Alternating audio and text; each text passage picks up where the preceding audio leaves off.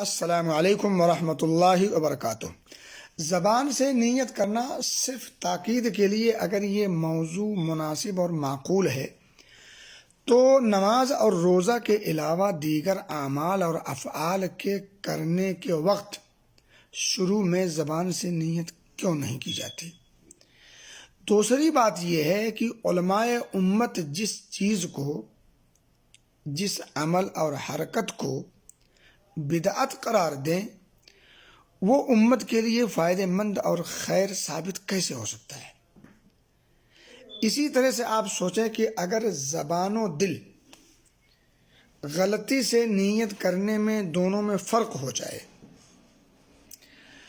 تو دل میں جو نیت تھی اسی کا اعتبار ہوگا، زبان سے کہے گئے جملے کا اعتبار نہیں ہوگا۔ بے اعتبار شے پر جھگڑنے کی ضرورت کیا ہے؟